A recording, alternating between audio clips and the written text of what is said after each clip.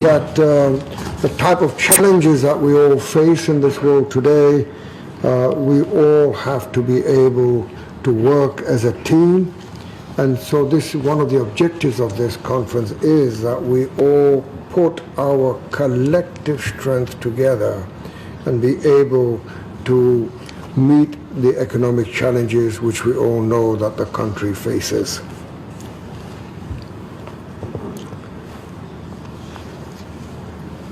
The economic situation we already know. I'll just highlight a few points on that. Unfortunately, our exports have been falling for the last few years and then only started to rise last year and are continuing to rise this year, not at the pace that I would be happy at, but it is, at least it is rising. The question now comes, what do we need to do? We have instituted in the Ministry of Commerce an export-led growth strategy. That strategy does not mean that we're not focusing on import substitution, but since this is an Envoys conference, I will concentrate my talk more on the export growth strategy. That is where all of you are fully involved. We've made a study of what is the current situation, and one of the things that it becomes quite apparent, and this is something that we want to get across to the envoys, and that is we cannot, if we are to dream of getting our export from the current 20 billion and move it up to 50, 100, 150 billion, then textiles alone will not take us there. It's not that the textile people are bad, it's just that the worldwide size of the textile industry is not big enough for us to take it. No country in the world has reached that level on textiles alone. So we're concentrating more on engineering, chemicals, IT, away from the traditional 5 exports that we've always been having. So this is an area that we have to focus on, and we've been having lots of meetings and are developing export strategies for each of our sectors. As the weeks and months unfold, each of these sectoral analysis will come forward.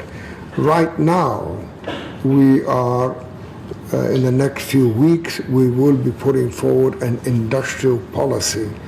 I've always felt that it is important for us, all of us, to have an industrial policy written out which clearly defines the basic parameters.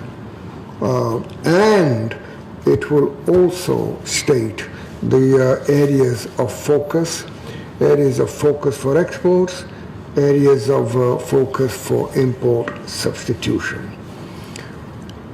We're also developing a strategy of how to get the global reach. Right now we're talking a lot about, if we're talking particularly engineering, it's focused on Africa.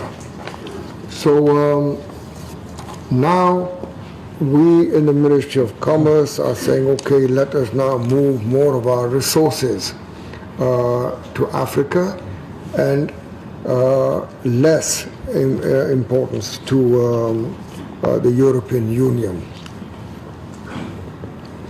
In this endeavor of getting out into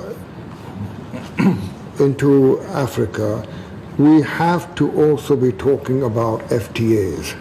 Now I want to particularly mention FTAs because our experience has not been too good. We are next to further our objectives, we have to be very careful on how we do it, whether it is in Asian countries or even African countries. I'd like to mention some good things that have happened and some not so good. I think the way the Ministry of Foreign Affairs and Commerce got together and got the GSP Plus done was a good, was a very, very good example of how we did it. And it was done before our time with this government, and I was told that Nagmana asked me, you did a very good job and you were there, and I would like to very much appreciate your efforts. The other good example that I've had was my recent trip to Japan, and the way Dr. Asad planned the whole thing and the way we went, and we worked like a team. When we went to whether it was businessmen, whether it was their foreign office, their Ministry of Commerce, their institutions, we presented a face of one team, and that's the main emphasis that I want. What we're also looking for, and for those of you who are in countries where we can get a lot of technology, we are seeking assistance in upgrading our technology. We are seeking upgradation of our research capabilities. It would be used